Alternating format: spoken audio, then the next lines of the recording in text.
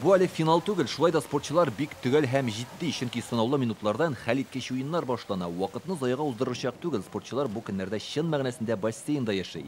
Эквадордан килгән спортчы ярышлардан бик канәгать, медаль яуласам тагын да шат булырмын ди. 4 días atrás. Без бик әзерләнеп килдек. Менә монда да күнегүләр ясыйбыз. Трамплинга ияләштек. Сикру осталыгын югалтмас өчен даими кабатлап тору шарт. Бассейнда шәһәрдә бик ошый. Бассейнның икенче ягында синхронлы йөзүчеләр буыннарын яздыра. Дуслык уеннары кысаларындалар 30 июльдә генә ярыша башлый. Әлегә хәрәкәтләрне камилләштерәләр.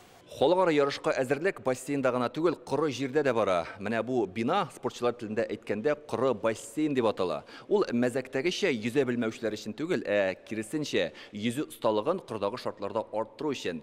Мисал өчен хәзерге вакытта без суга сикерүчеләр өчен махсус ясалган 3 метр биеклектәге каланчада басып торабыз. Аста су түгел. Инде спортчылар имгәнмәсен өчен менә шундый йомшак шакмаклар тутырылган. Без инде биектән курыкмасак та сикереп тормаска булдык, бары тик шакмакны гына аска төшереп җибәрәбез.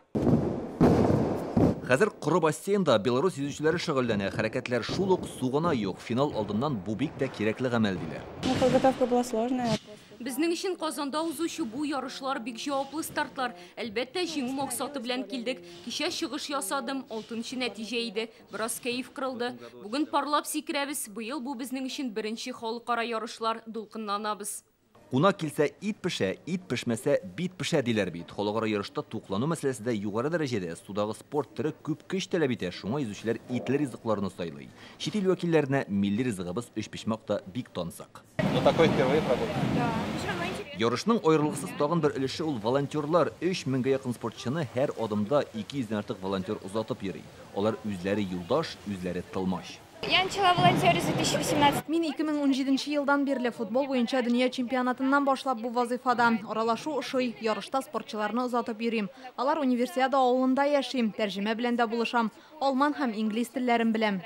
Оештыруда алар уникаль функциональ юнәлештә булышалар безгә. Ул командалар белән дә эшләүдә, аэропортта каршы алу, вокзалда шулай ук, спорт площадкасында әлбәттә тамашачы белән эшләүдә дә.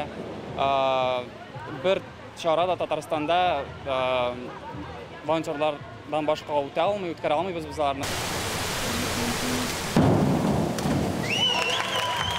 Менә ул спортчы өчен көтеп алынган мизгелләр. Ел буе тир түгеп әзерләнгән тырышлык нәтиҗәсен 2 секунд эчендә 3 метр биеклектәге каланчадан суга төшеп җиткәнче күрсәтеп өлгерергә кирәк. Сикерү техникасын суга чуму һәм башка таләпләрне үтәү шарт. Шуңа карап җиңүчеләр ачыклана. Россия җыелма команд составында Татарстаннан да 48 спортчы катнаша. Казанның Синтез клубы вәкилләренә дә өметләр зурдан. Кызганыч суга сикерүче Никита Шлейхер бераз имгәнгән, шуңа ул монда катнашмый. Бүген республиканың тагын бер вәкиле Мария Полякова чыгыш ясады. Баш тренер бу ярышның әһәмияте бик зур ди. Вполне достойно надо выступать у себя дома. Безнең өчен бу ярышлар бигрәк тә мөһим, чөнки без бит турнир хуҗалары буларак чыгыш ясыйбыз. Көндәшлек бик тә көчле, зур әзерлек белән килгәннәр.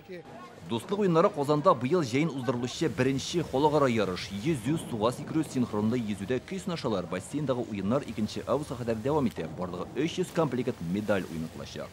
Илдар Сафиуллинов, Вадим Илларионов, Яңа Гасыр каналы.